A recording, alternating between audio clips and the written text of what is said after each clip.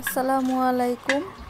আমি কিছু শুকনো মরিচ ভেজে নিয়েছি। বেঁচে যাওয়া চিতল মাছ ভাজা, সেটাকে কাটা বেছে আবার আমি পেঁয়াজ মরিচ দিয়ে সরিষা তেল দিয়ে ভর্তা করে নিয়েছি। যে আমার ভর্তা হয়ে গেছে।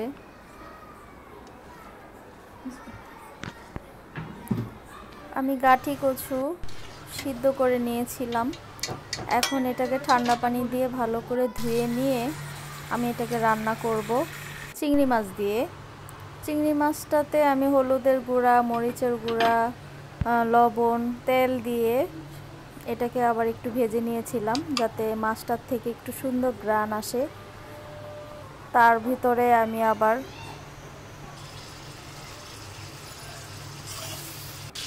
পেঁয়াজ কুচি, কাঁচামরিচ ফালি করে দেওয়া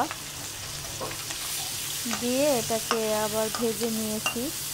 তারপরে আবার একটু মরিচের গুঁড়া, হলুদ গুঁড়া, লবণ দিয়ে কষিয়ে নিয়ে আবার এটার ভিতরে সিদ্ধ করা কাঠি কচু দিয়ে কষিয়ে নিয়েছি।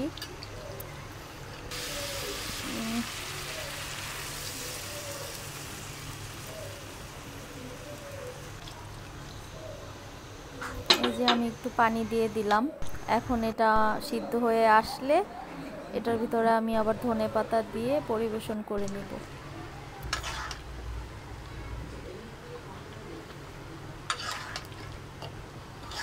যে আমার গাঠি সিদ্ধ হয়ে আসছে।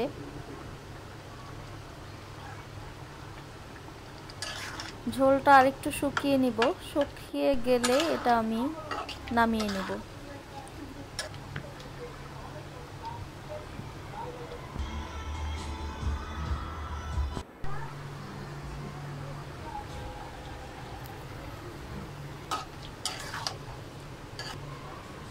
এই যে ধনেপাতা দিয়ে দিলাম। হয়ে গেছে আমার কাঠি কচু। আর এক চুলায় আমি শিং মাছ, হলুদ গুঁড়া, মরিচের গুঁড়া, লবণ, আদা রসুন বাটা দিয়ে মাখিয়ে নিয়েছি।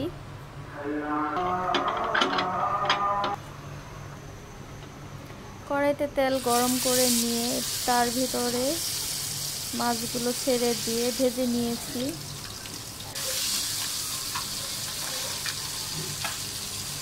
এই যে আমার মাছগুলো ভাজা হয়ে গেছে।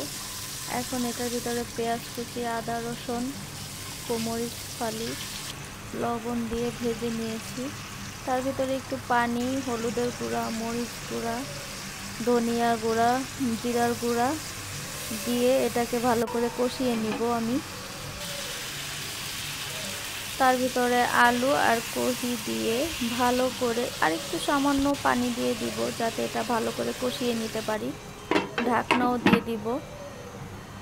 আমার এটা কষানো হলে আমি এটার ভিতরে আবার মাছ দিয়ে আবার একটু পানি দিয়ে দিব যাতে আমার তরকারিটা সুন্দরভাবে সিদ্ধ হয়ে যায় আর পরিবেশন করতে আমার সুবিধা হয়। আমি এই যে ঢাকনা দিয়ে বলক আসার জন্য অপেক্ষা করছিলাম। এখন হয়ে গেছে। আমি ধনেপাতা দিয়ে দিয়েছি। এখন পরিবেশন করব। হয়ে গেছে আমার দুটো তরকারি সুন্দরভাবে।